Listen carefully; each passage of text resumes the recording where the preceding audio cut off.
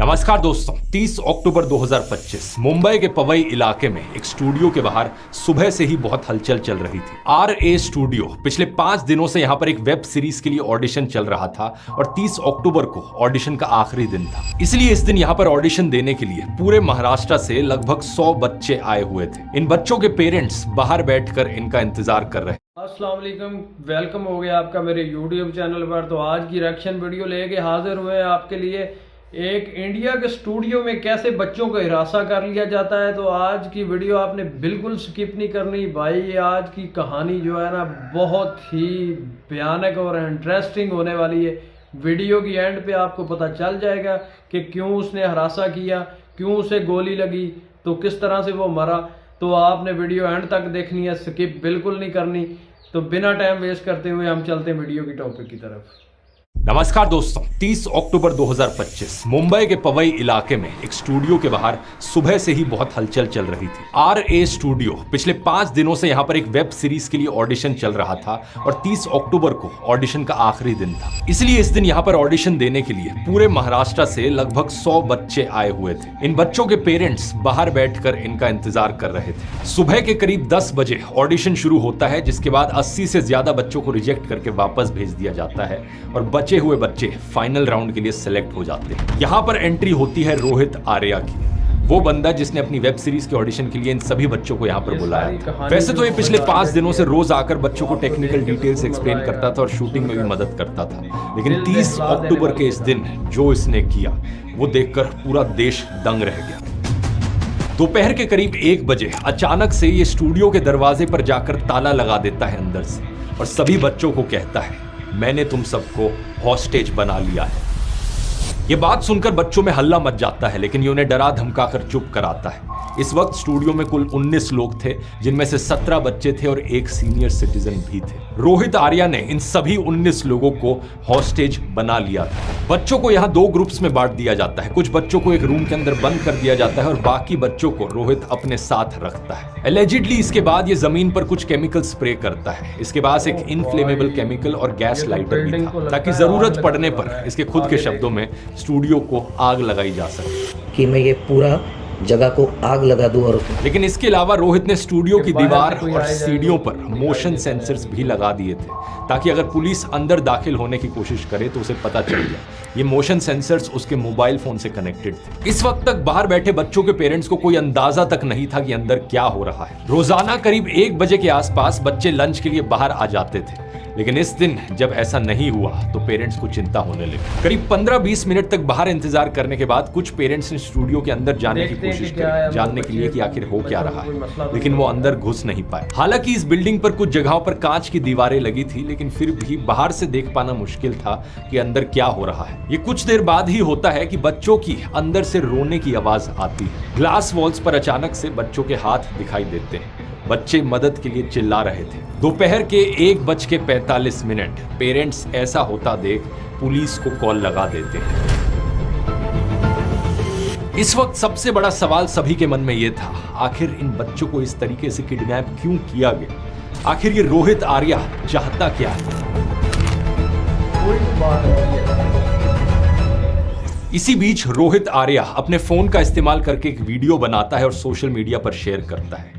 ये वीडियो पूरे social media पर वायरल चला जाता है। मैं रोहित आर्या, सुसाइड करने की जगह मैंने एक प्लान बनाया और कुछ बच्चों को इधर हॉस्टेज रखा है। ये सीधे शब्दों में कहता है कि मैं कोई आतंकवादी नहीं हूँ, मेरी कोई पैसों की भी डिमांड नहीं है। मेरी डिमांड्स तो बहुत ही सिंपल हैं, मॉरल हैं और एथिकल हैं। बहुत सिंपल डिमांड्स है, बहुत मॉरल डिमांड्स है, बहुत एथिकल डिमांड्स है। रोहित कहता है कि उसे कुछ लोगों से बात करनी है, उनसे कुछ सवाल पूछने हैं जिनके जवाब उसे चाहिए। और मेरे कुछ सवाल है, मुझे कुछ लोगों से बात करनी है, उनको सवाल पूछने हैं, उनके जवाब पर अगर मुझे काउंटर क्वेश्चन है तो मुझे काउंटर क्वेश्चन पूछना है, लेकिन मुझे ये जवाब चाहिए, मुझे दूसरा कुछ नहीं चाहिए। और इन जवाबों के लिए उसने आत्महत्या करने की जगह बच्चों को हॉस्टेज बना लिया। इस 2 मिनट लंबे वीडियो में रोहित काफी कुछ कहता है, लेकिन अपनी डिमांड क्लियरली नहीं बताता। Slightest wrong move from your end will trigger me कि मैं ये पूरा जगह को आग लगा दूं और उसमें मर जाऊं। लेकिन एक और इंटरेस्टिंग चीज जो यहाँ पर कहता है वो ये कि अकेला नहीं है, जो परेशानियां इसे हो रही हैं वो कई सारे और लोगों को भी हो रही हैं। ये कहता है कि आज ये बात करके सिर्फ एक सोल्यूशन देना चाहता है और कुछ नहीं। इसी बीच पुलिस की टीम मौके पर पहुंच चुकी थी। टीम को लीड कर रहे थे सीनियर इंस्पेक्टर जितेंद्र सोनावणे। सोनावणे ने देखा कि रोहित आर्या ने इस 9 मंजिला इमारत के फर्स्ट फ्लोर पर बच्चों को हॉस्टेज बनाया हुआ था। बाहर ग्लास वॉल से बच्चे थोड़े बहुत दिखाई दे रहे थे, जैसा आप इस वीडियो में देख सकते हो। और यहीं से ही एग्जैक्टली उन्होंने रोहित से बात करने की कोशिश भी करी। वो चिल्लाकर रोहित से पूछते हैं, आखिर तुम्हें चाहिए क्या? जवाब में रोहित उनका फोन नंबर मांगता है। इसके बाद फोन नंबर लिखा जाता है और कॉल होती है। और जैसे ही कॉल लगती है, बिल्कुल बॉलीवुड स्टाइल में रोहित इंस्पेक्टर से सीधा कहता है कि वो एक पॉलिटिशियन से बात करना चाहता है। मुझे सिर्फ मेरे सवालों का जवाब चाहिए। शिवसेना के पॉलिटिशियन दीपक केसरकर, जो कि फॉर्मर स्कूल एजुकेशन मिनिस्टर भी रह चुके हैं। जवाब में इंस्पेक्टर उनसे कहते हैं कि उनके सारे इश्यूज को रिजॉल्व कर दिया जाएगा, कोई एक्सट्रीम स्टेप लेने की जरूरत नहीं, बच्चों को कुछ नहीं होना चाहिए। रोहित से रिक्वेस्ट करी जाती है। सोनावणे के अलावा वहां पर डीसीपी दत्ता नलावड़े भी मौजूद थे, जो रोहित से बात करते हैं। रोहित से कहा जाता है कि उसकी सारी मांगे पूरी कर दी जाएंगी, बस पहले वो बच्चों को छोड़ इनिशियली मग आमच्या ऑफिसमध्ये त्याच्याशी नेगोशिएशन एकीकडे चालू होतं। लहान मुली होती त्यांचाही जीव वाचवणं महत्त्वाचं होतं। शुरू में तो रोहित कोऑपरेट करता है, लेकिन बाद में वो कहने लगता है कि उसे पुलिस पर भरोसा नहीं है। कुछ न्यूज रिपोर्ट्स के मुताबिक हॉस्टेज सिचुएशन के दौरान पुलिस ने फॉर्मर एजुकेशन मिनिस्टर केसरकर को कॉल भी किया था, लेकिन उन्होंने कॉल उठाया नहीं। पुलिस ऑफिसर्स बाद में लिए गए इंटरव्यू में कहते हैं कि उन्होंने रोहित से लगभग 2 घंटे तक बातचीत की और सिचुएशन को पीसफुली डिफ्यूज करने की कोशिश की, लेकिन रोहित बार बार गोली चलाने और आग लगाने की धमकी देता रहा। 2 घंटे की कोशिश के बाद रोहित को एग्रेसिव होता हुआ देख पुलिस हॉस्टेजेस को फोर्सफुली रेस्क्यू करने के लिए एक टीम अंदर भेजने का फैसला करती है। अब ये बिल्डिंग जिसके अंदर ये स्टूडियो मौजूद था, इसका नाम था महावीर क्लासिक बिल्डिंग। 9 मंजिला की इमारत थी और इसके सामने से एंट्री लेना बहुत रिस्की था, इसलिए पुलिस फैसला करती है कि इस बिल्डिंग के पीछे से घुसने की कोशिश की जाएगी। मुंबई फायर ब्रिगेड के 2 लोगों ने पीछे की बाथरूम की खिड़की के नीचे एक सीढ़ी लगाई और सीढ़ी पर चढ़कर ये ग्रिल को काटने लग गए। इस समय रोहित का ध्यान भटकाने के लिए इंस्पेक्टर उन्हें अपनी बातों में उलझाने लगे। बाथरूम की खिड़की की ग्रिल जैसे ही टूटी, तुरंत एक क्विक रिस्पांस टीम के कमांडोज को स्टूडियो में भेज दिया जाता है। QRT मुंबई पुलिस की एक एडवांस यूनिट है, जिसको 2008 के 26/11 मुंबई आतंकवादी हमले के बाद तैयार किया गया था कि किसी भी इंसिडेंट के बाद ये सिर्फ 5 से 10 मिनट में मौके पर पहुंच जाए। इसमें हाईली ट्रेंड कमांडोज होते हैं, जिनके पास AK-47 जैसे स्टेट ऑफ द आर्ट हथियार है। जो टीम RA स्टूडियो के अंदर घुसती है, उसे लीड कर रहे थे assistant police inspector Amol Waghmare. अब आगे यहाँ पर क्या होता है, इसका इकलौता सोर्स ऑफ इंफॉर्मेशन हमारे पास है पुलिस। और पुलिस के मुताबिक जैसे ही वो अंदर दाखिल होते हैं, रोहित अपनी एयर गन निकालकर तेजी से उनकी तरफ आगे बढ़ता है और फायर करने लग जाता है। इसी मोमेंट पर अमोल वाघमरे एक स्प्लिट सेकंड डिसीजन लेते हैं और गोली चला देते हैं।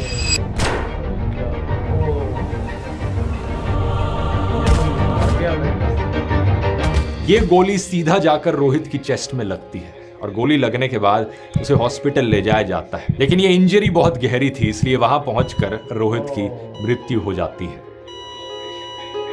ये पूरा ऑपरेशन करीब 35 मिनट तक चला और आखिरकार 3.5 घंटे बाद सभी बच्चों और हॉस्टेजेस को सेफली रेस्क्यू कर लिया जाता है। लेकिन एक सवाल लोगों के मन में अभी भी था, आखिर ये रोहित आर्या कौन था और इसने ऐसा कदम क्यों उठाया? असलियत में दोस्तों रोहित काफी पढ़ा लिखा इंसान था। पुणे की सिम्बायोसिस इंटरनेशनल यूनिवर्सिटी और मुंबई के इंडियन स्कूल ऑफ बिजनेस जैसे प्रेस्टिजियस इंस्टीट्यूशन से इसने अपनी पढ़ाई करी थी। इसकी अप्सरा मीडिया नाम की एक मीडिया कंपनी थी, जो सामाजिक मुद्दों पर वीडियोस बनाती थी और ज्यादातर बच्चों के साथ काम करती थी। 3 साल पहले स्वच्छ भारत। तो जी दोस्तों, आपको कैसी लगी मेरी आज की वीडियो, आपने कमेंट में जरूर बताना है। तो अभी तक आपने मेरा YouTube चैनल सब्सक्राइब नहीं किया तो जल्दी से सब्सक्राइब कर लें, बेल आइकन के बटन को दबा लें कि हर आने वाली वीडियो का नोटिफिकेशन आप तक पहुंचता रहे। तो भाई मुझे वीडियो के कमेंट में बताया करें कि आपको वीडियो किस तरह की लगी है, तो किस तरह से उसने बच्चों को बंदी बनाया, किस तरह से उसे गोली लगी, किस तरह से हॉस्पिटल में उसकी जान निकल गई। तो आखिर कहानी क्या है इस वीडियो का, क्या उस बंदे का इरादा था, क्या उसके अंदर था, ये तो अल्लाह ही जानता है, क्योंकि हमें तो ऐसे कुछ नहीं पता चला। तो वीडियो के एंड पे आपको ज़रूर पता चल जाएगा कि उसने क्यों बच्चों को हरासा किया, किस लिए किया। तो आपने भाई मुझे पार्ट 2 के लिए मैसेज करना है, तो मैं आपके लिए पार्ट 2 लेके हाजिर हो जाऊंगा।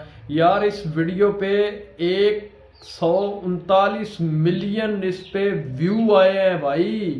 क्या ऐसा है इस वीडियो के अंदर, मैं खुद हैरान हूँ, परेशान हूँ कि इतनी क्या इसके अंदर कौन सी कहानी है, कौन सा राज छुपा हुआ है, इतने व्यू इस वीडियो पे पड़ रहे हैं। तो भाई ये ट्रेंडिंग की न्यूज़ चल रही है इंडिया की, तो आपने कमेंट में बताना है कि आपको वीडियो कैसी लगी है। तो इंशाल्लाह मिलते हैं कल की वीडियो के साथ। बाकी अल्लाह हाफिज़।